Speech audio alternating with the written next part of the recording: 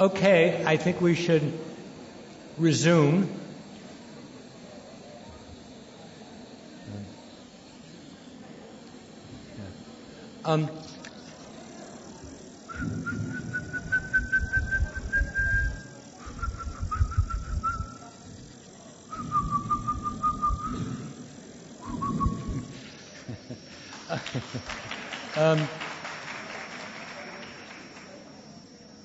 Probably the bulk of the questions I will look at over lunch.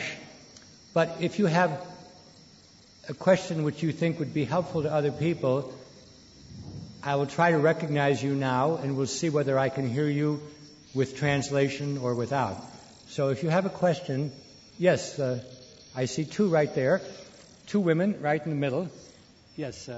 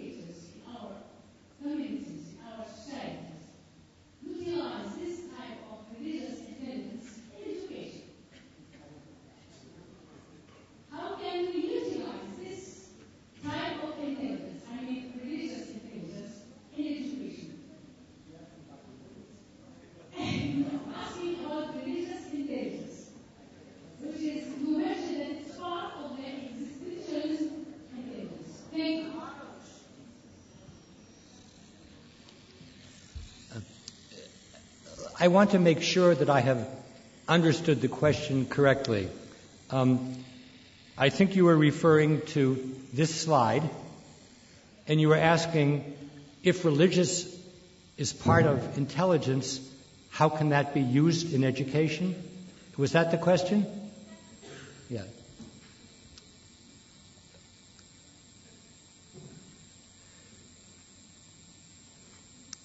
I do believe that spiritual issues are important, even though I don't consider myself personally to be a spiritual person. However, there are two reasons why I do not favor having a spiritual component in education. The first reason is that spirituality is a phenomenological experience. It's a way that somebody feels. It's a connectedness to mysterious things, including God. And I don't think that in education we can ask people to feel a certain way. I think that has to be up to the person himself.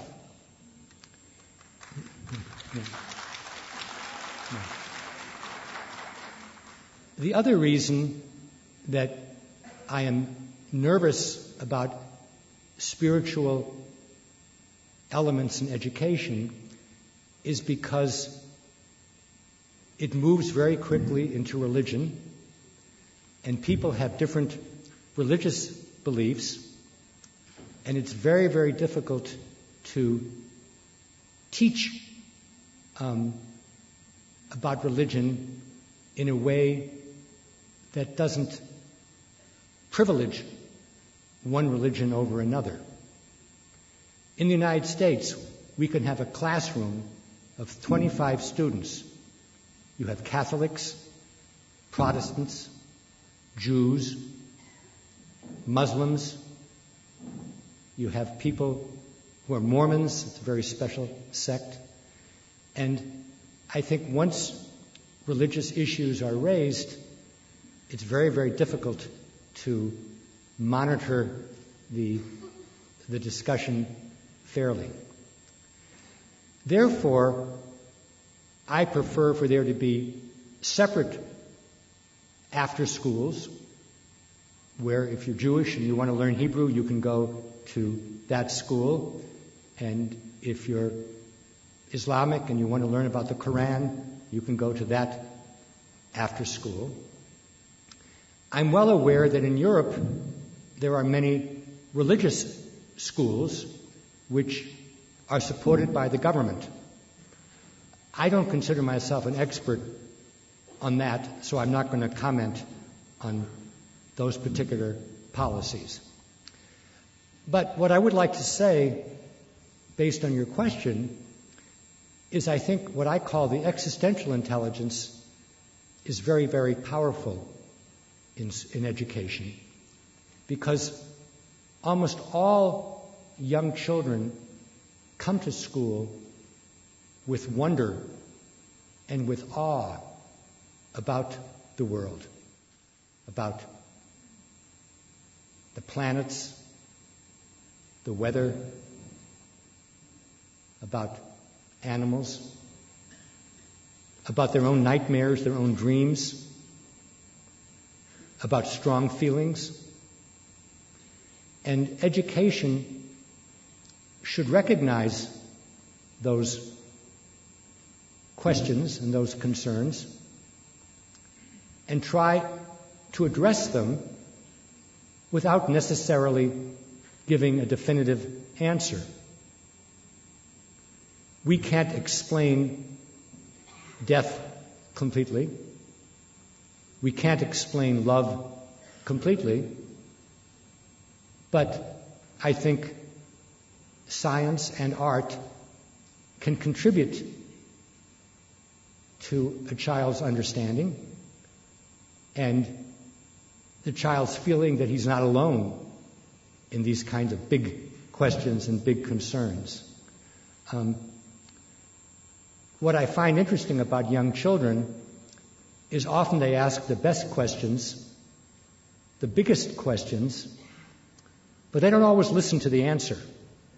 And I think the challenge for the teacher is to say, we actually have some pretty good answers. I'm going to say something which will probably be controversial here with some of you, but it will not be a secret to any of you. Young children, like children everywhere, have been interested in where do people come from? Where do human beings come from? Now, there are biblical answers to that question. God created the universe, and then He created plants and animals, and on the sixth day, He created human beings in His own image. But that's not the scientific answer.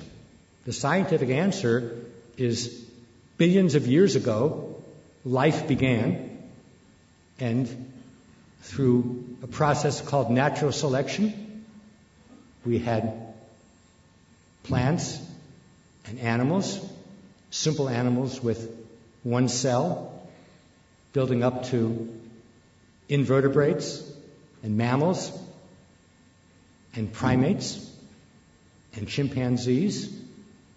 And about 5 million years ago, the hominid family began to divide. And we are one product of that, the naked ape. I think it's wrong to deprive children of that explanation to where human beings come from. Some people have no interest in the religious story. Some people have no interest in the biological story. Even in the United States now, there are some states where they don't teach evolution. I think that's a crime. Not a crime to go to jail, but not to let people know what the scientific explanation of life is. And then you can choose. And some people, including some great scientists, choose to believe both stories, the biblical story and the evolutionary story, and that's their right. So, I hope in addressing your question, while I didn't answer it to your satisfaction or my satisfaction, I at least gave you a feeling of how I think about these issues. Why don't I take one more question from the woman right behind you? Okay?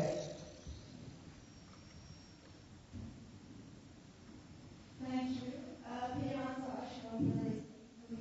My question is about linguistic intelligence. If we accept that language is for communication and communication is sending and receiving messages, then can we define all symbols as forms of language, like musical notes, nonverbal language, colors, shapes, and thus isn't linguistic intelligence is a little bit narrow in the general MI theory? Can it be extended? Thank you.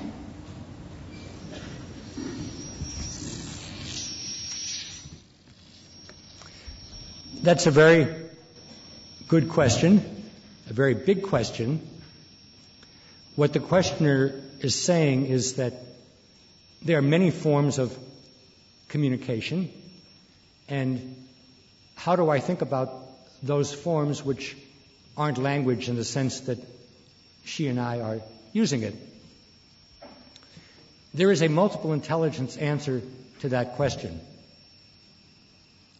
And that is that each of the intelligences have the potential to be encoded in a symbol system.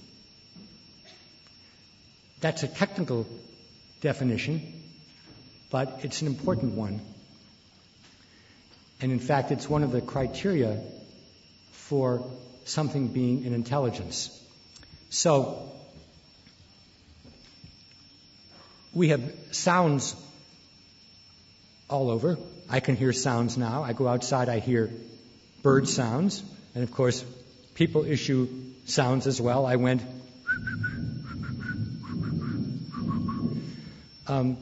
But in all cultures, the sounds eventually become musics. And in some cultures, we create notations, which are very sophisticated forms of symbolic recording. Everybody has spatial intelligence and finds their way around the world. But then when we begin to draw or sculpt or make letters, we're making kind of spatial encoding. Body is encoded in dance. And of course, the existential intelligence is often encoded in religious systems, iconic systems. So, your question is somewhat technical in that there are some scholars who want to argue that the similarities among these different symbolic codes is great enough that we should think of them all as varieties of one language faculty. But that's not the way I think about it. I'm more interested in the meanings that music can convey that language can't convey, or that dance can convey that movies can't convey. But for a lot of the questions that are in people's minds, the answers are to some extent how you decide to define things. So Chomsky, who is the greatest scholar of language of the 20th century, and of course well known for his political views as well, says language is not about communication. He says it's about syntax. That's a very narrow definition of language. Anyway, thank you both for those very good questions. I would actually love to just do questions, but probably I should return to my script for a while, because now we're in the second part of the talk, which has to go from science to education. When I first introduced these ideas, I was not particularly thinking about education. And in fact, I was astonished, when in 1984, 85, a group of teachers came to meet me and said they wanted to set up a school based on multiple intelligences. I had never, ever thought about anything like that. In fact, when MI theory was first introduced, it was like a Rorschach test, like an ink blot. You know, you show somebody an ink blot like this, and one person says, it's a son embracing a mother. And the second person says, it's a husband strangling a wife. And of course, it's neither, it's an ink blot. But people project meanings onto that ink blot. So people drew all kinds of inferences about the curriculum, the testing, what we call grouping or tracking, which students should be put together in a classroom. But I hadn't said any of that. I'm going to mention now something which I was going to mention later. We have a book coming out about how multiple intelligences has been used in different cultures. And there's a chapter in there about Turkey and how it's been used in Turkey. The most interesting insight I had about multiple intelligences came from a Chinese journalist in Shanghai. I went to China in 2004, and there was a huge amount of interest in multiple intelligences. And I could not understand why. And so I asked a lot of people, and the journalist said to me, Dr. Gardner, in America, when they hear about multiple intelligences, it's about their own child and what's special about that child. He may not be good in school, he may not be good in athletics, but he has wonderful interpersonal intelligence. And that's true. In America, people are very individually oriented, and they think MI theory is about what is special about them as a person. She said in China, when people hear about MI theory, it's just 8 things they have to make every child good at. So in China, the child has to be linguistic and logical and spatial and musical and bodily kinesthetic, etc. So the same scientific claim leads to entirely different uses. And I've never had a proprietary interest in MI theory. I've never felt that I owned it and I could say this is right and this is wrong. In fact, only once in 25 years did I actually become very upset. I learned in the early 1990s that there was a program in Australia based upon multiple intelligences. And a colleague wrote to me and said, you're not going to like how your ideas are being used. And the colleague was right. I didn't like how the ideas were being used.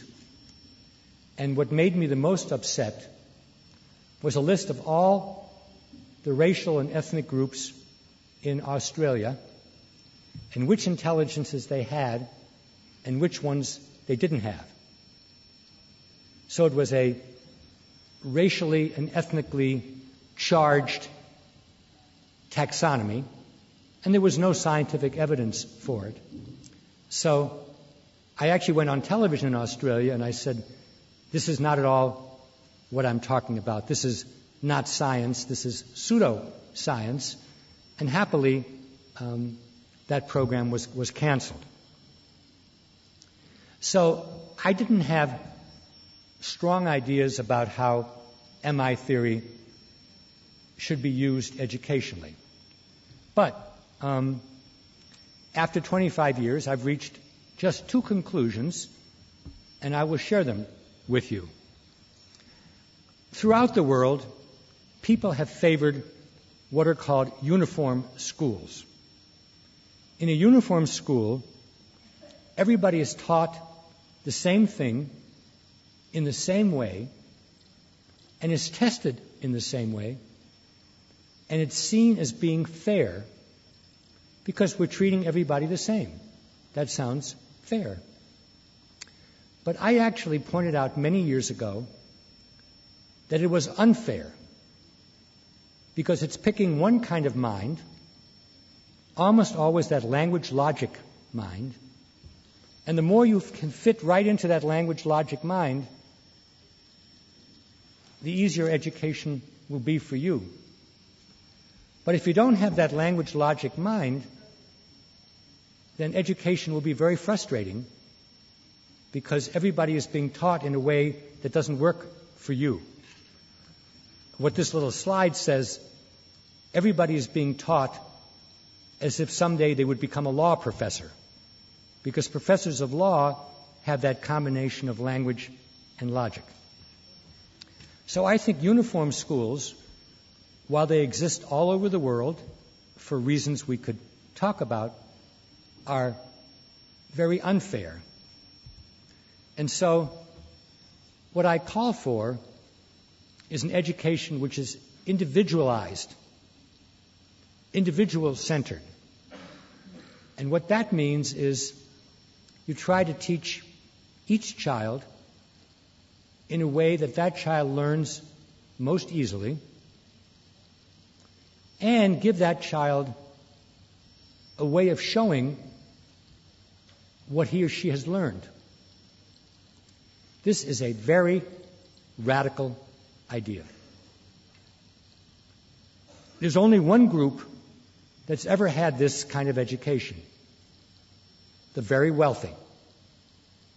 Because the very wealthy have tutors, and the tutor's job is to teach the child, no matter what intelligences the child has as strong and which intelligences are not strong. But now, for the first time in human history, we actually can individualize education much more because of computers. Because computers can teach in many ways. They're very patient. And if one way doesn't work, the computer can be programmed to teach in other ways. So individualized education, which was the dream of Jean-Jacques Rousseau in Émile, and a dream of John Dewey, who came to Turkey in the 1920s, and of people like me more recently, is likely to become much more common in the 21st century because teachers can be supported by digital media. But this doesn't mean that we cannot individualize education before computers. We can, and many people have used MI ideas to help children who have learning problems. When a student is doing fine in school, there's no need to use MI ideas. You should just say a prayer of thanks. And if it's your child, say 2 prayers of thanks. But if your child is having problems, that's when an MI idea can be helpful. Because maybe if the lesson were presented in another way, or the child had another way of showing what he or she understood, then there'd be more successful education. And tomorrow morning I will give examples of how to teach the same topic in many different ways. So let me just repeat these 2 ideas, because after 25 years, these are the 2 most important educational ideas as far as I'm concerned. Number 1, individualize education. Know as much as you can about each child and teach and assess that child in ways that are appropriate. Number 2, whatever you're teaching, teach it in a number of ways, because then you will reach more children, because some children learn better from language, some children learn better from art, some children learn better from hands-on, Some children learn better from group work. And if you teach something in many ways, you show what it's like to be an expert. Because an expert is someone who can represent his or her knowledge multiply. Think about anything you know well. Yourself, your family, your home, your community, your hobby. You can represent it in many symbols, to use the term from before. You can talk about it, you can make jokes about it, you can make a diagram, you can act it out. And those are your forms of knowledge of that area, whether it's the theory of evolution or Euclidean geometry. You can think about it in lots of ways. So those are the two most powerful educational implications. And if you are a teacher or a teacher of teachers, how many of you are either a teacher of children or a teacher of teachers at the university? Clearly a majority. The rector is a teacher of administrators and was a teacher at the university. There are two things that you can do from MI. Individualize as much as you can and pluralize the important lessons. And if we were together for a week or a month or a year, we would work on this. We would look at students with different profiles and say, how can we teach that child? How can we assess that child? And we would take things that you think are important, whether you're teaching algebra or Turkish history or Byzantine art, and we'd say, what are the different ways in which you can teach what's really important? I went to the Justinian cistern in Istanbul a few days ago. Very complicated way of getting water, moving it around, purifying it, and so on. There are many ways in which you could teach about that.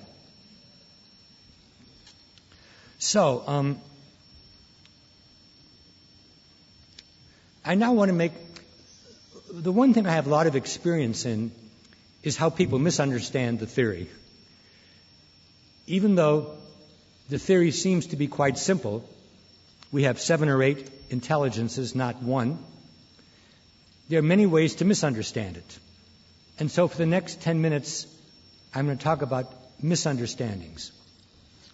One is, multiple intelligences cannot be an educational goal. Educational goals come from value systems. The first questioner said, how should we do religious education?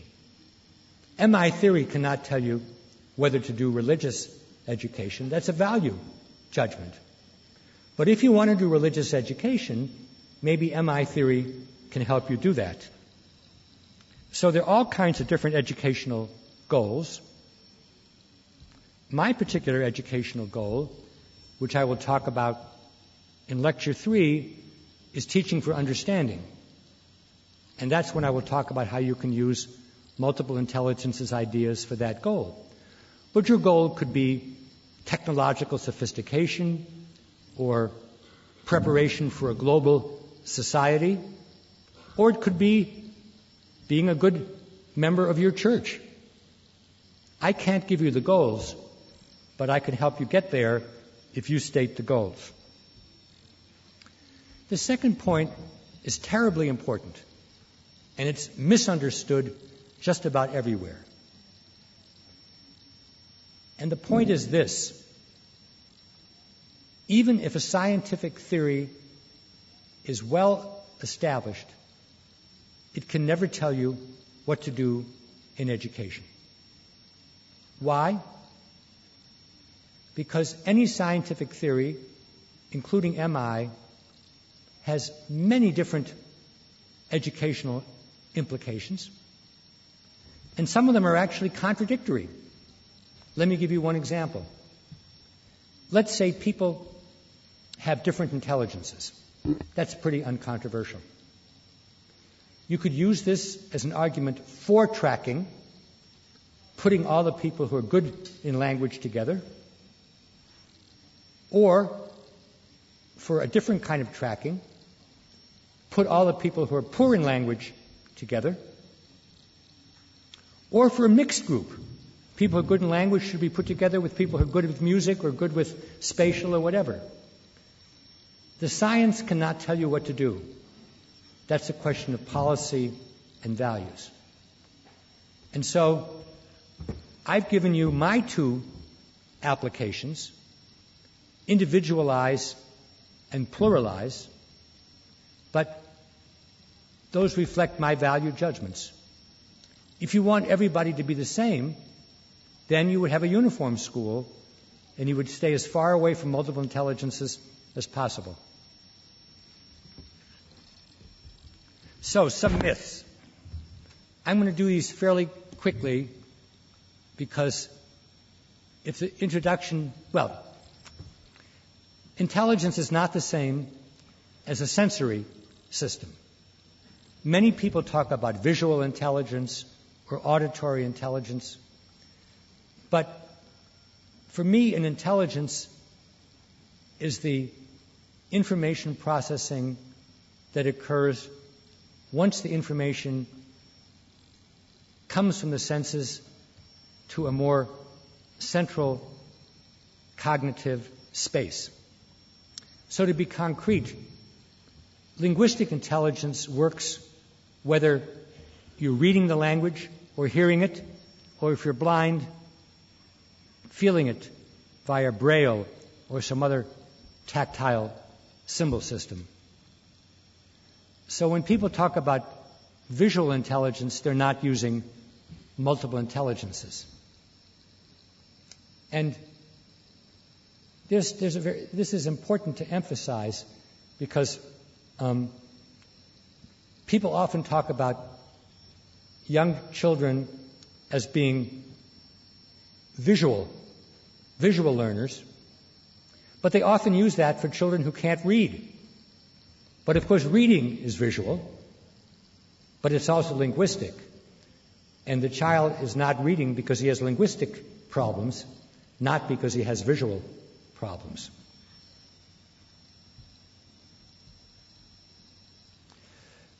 Many people use the word intelligence indistinguishably from style. And no matter what language you deal in, you'll have some word for learning style. That's a very common educational term of the late 20th century. But style refers to how you approach things. Do you approach them reflectively or impulsively? Do you approach them in a highly organized way or in a more chaotic way? Intelligence is simply a statement about how well your computer works. If you can learn language easily, if you write poetry easily, if you can debate easily, you probably have good linguistic intelligence. It doesn't say anything about the style with which you will use that intelligence.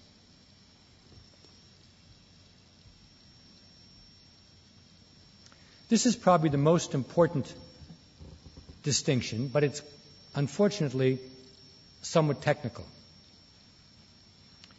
And that is the confusion between an intelligence and a domain or discipline. A domain or discipline is any activity in a society where you can array or rank people in terms of expertise. So every academic discipline is a domain. Every working area is a domain. Every art or craft is a domain. I noticed here in Bordeaux you have telephone books with yellow pages, and yellow pages list the domains in a society, everything from being a cook to being an accountant to being a craftsperson. Those are all domains. Sometimes domains have the same word as intelligences. We had string players play Turkish traditional music, and so you assume and I assume they're using musical intelligence, and they probably are. But as I said earlier, they're also using bodily intelligence. They're using interpersonal intelligence to communicate to the audience. If they have their own interpretation, more likely when they were a soloist, they're using intrapersonal intelligence. They're using spatial intelligence to read the notes on the score. So a musician can use many different intelligences. And some people are good chess players because they're very logical. And some people are good chess players because they're very spatial. And some people are very good chess players because they're very interpersonal. And they can figure out what the component is going to do and what kind of a defense or offense would work against a particular opponent. So we never know for sure in a particular domain what intelligence is being used. Why is this important? Let's say you're teaching a child mathematics. Obviously, if the child has high mathematical intelligence, that's a big advantage. But some children are not going to have high mathematical intelligence. And so then the challenge is to teach them mathematics using spatial or linguistic or bodily intelligence. I am not saying that every discipline can be taught in any intelligence. I'm sure that's not true. But I also believe that any discipline can be taught in more than one way. And the challenge for us as teachers is not to say, this worked for me, and therefore it must work for all students. Rather, the teacher should say, this worked for me, but it might not work for every student. How can I teach algebra or history or choreography or astronomy using different intelligences?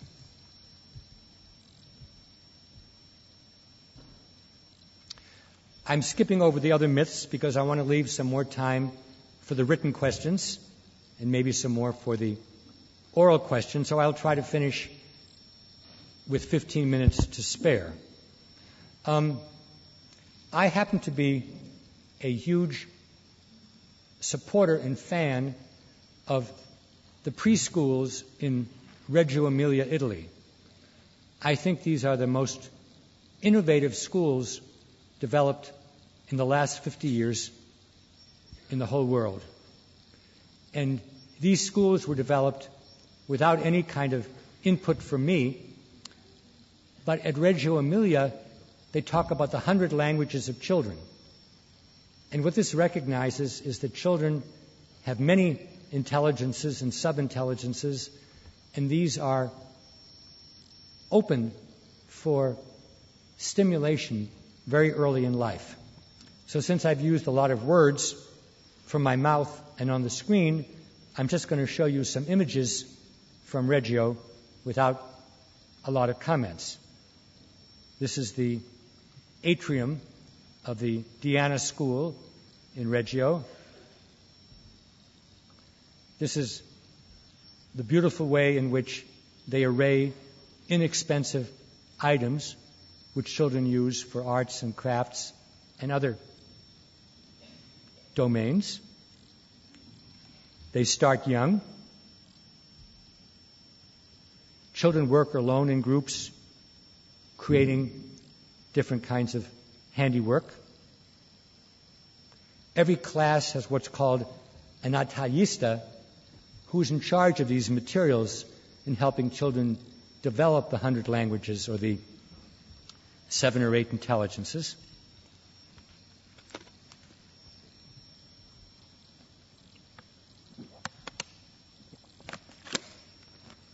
What we would call science is taught in a very hands-on way. Lots of experimentation with water, light, shadows, mechanics.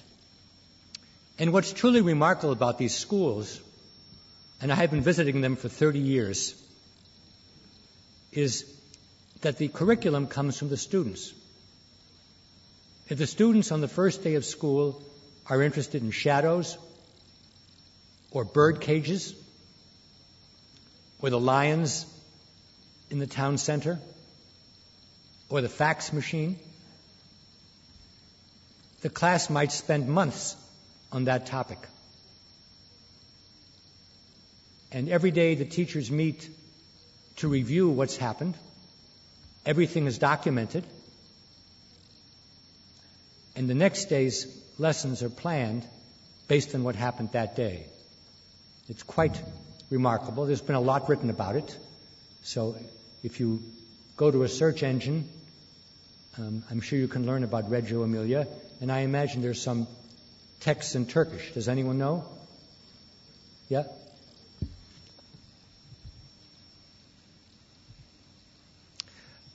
Of course, you want to know how to assess intelligences. In America, that's always the first question that's asked.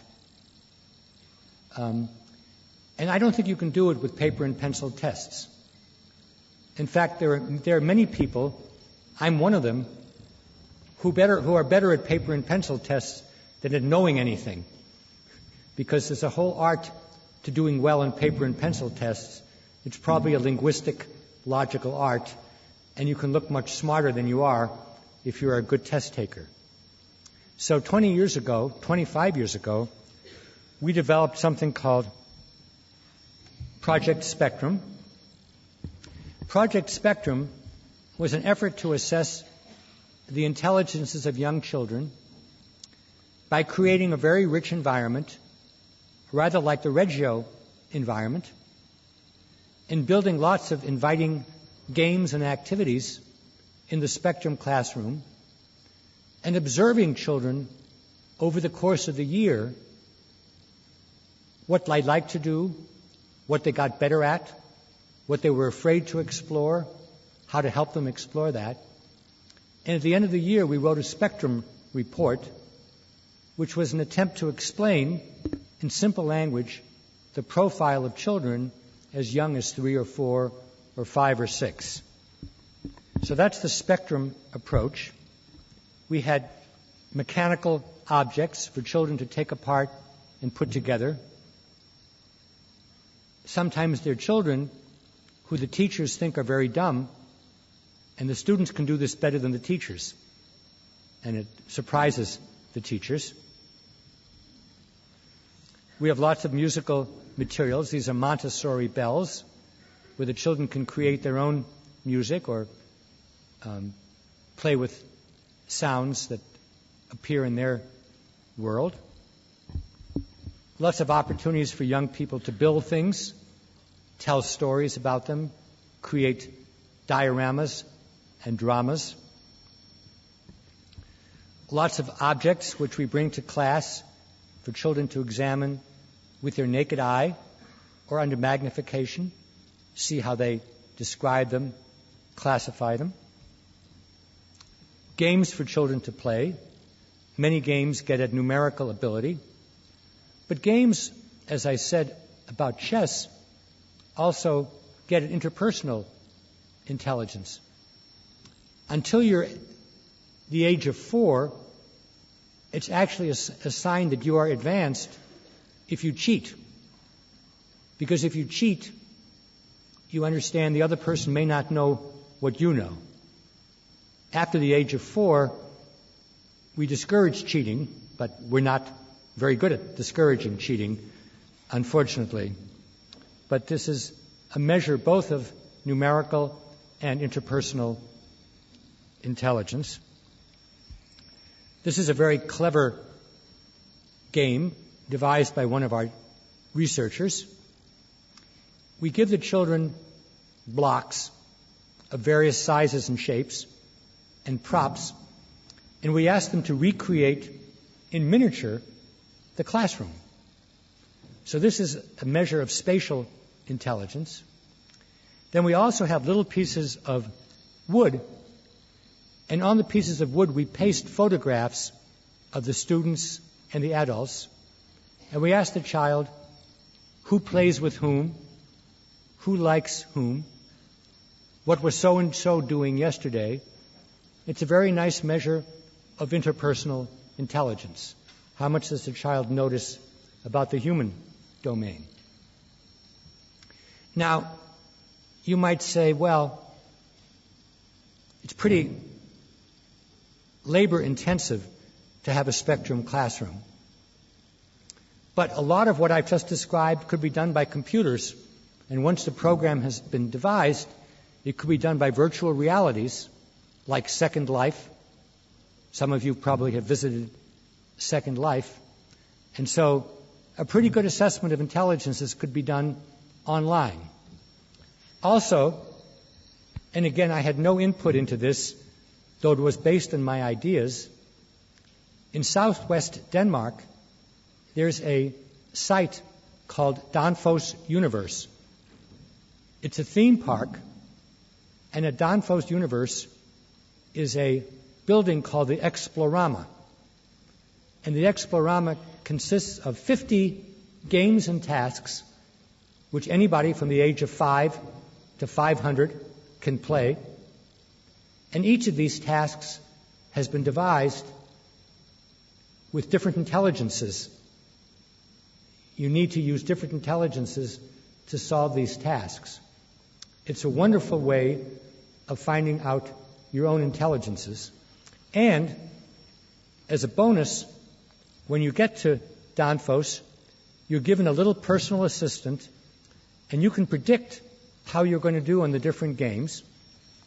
And afterwards, you can see whether you were right. And what's that a measure of? Your interpersonal intelligence. Your intrapersonal intelligence. How well do you know your own mind? So even though MI is a radical idea in education, there are people who've been able to devise educational approaches and assessment approaches which hold promise for individualizing and pluralizing education. So I want to conclude now just with some thoughts about what I think the MI research and development R&D component will be in the future. And I'm going to mention 4 things. First of all, how widely should we stretch the notion of intelligence? You probably know about Daniel Goleman. He wrote a book called Emotional Intelligence, another one called Social Intelligence, and he has one just out called Ecological Intelligence. It's actually a very good book, very interesting. Some people talk about moral intelligence. In the last 8 months, we could all have used more financial intelligence. I think it's good to expand the definition of intelligence, the use of intelligence, but I believe we should have criteria, because otherwise anything could be called an intelligence. And I believe we shouldn't confuse the existence of an intelligence with whether we like the way people use it. I'll talk about this more in my other lectures, but both Slobodan Milosevic and Nelson Mandela have lots of interpersonal intelligence.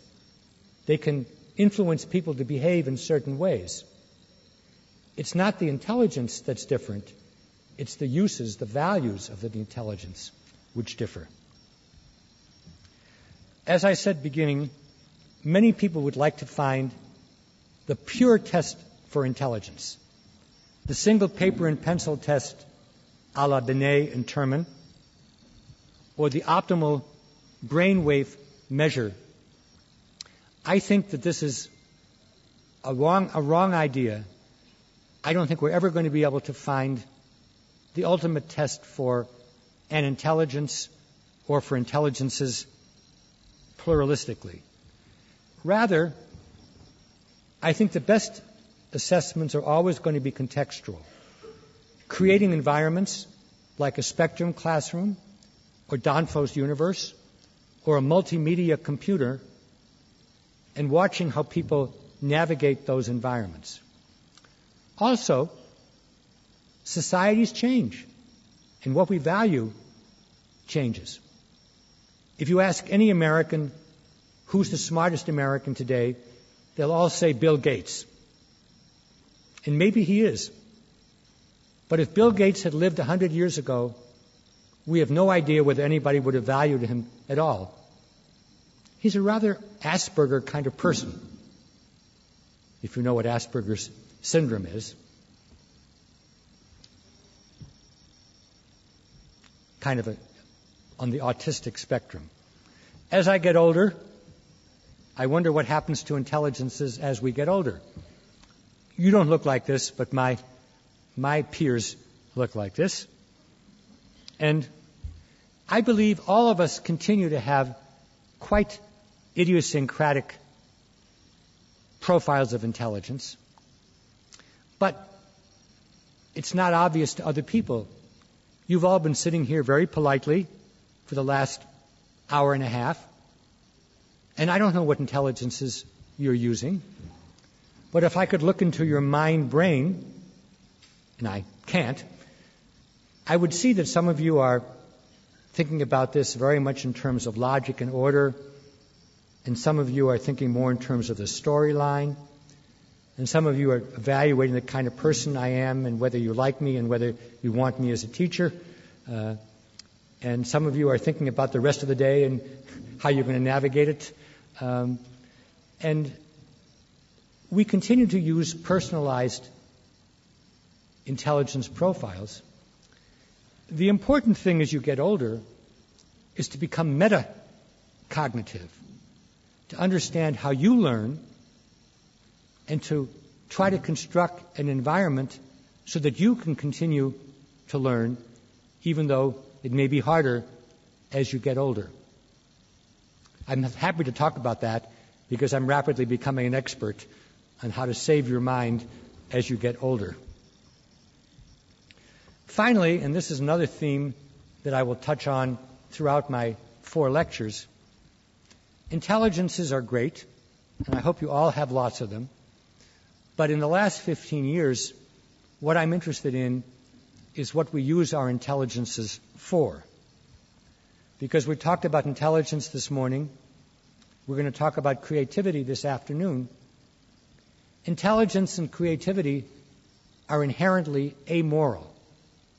That means, like Mandela, you can use them for good things, or like Milosevic, you can use them for evil things. Osama bin Laden is very creative. There's no question about that. But I don't happen to approve of the way he's used his creativity. I prefer Leonardo da Vinci or Thomas Edison and their creativity. So what I'm interested in my present life is how people do good work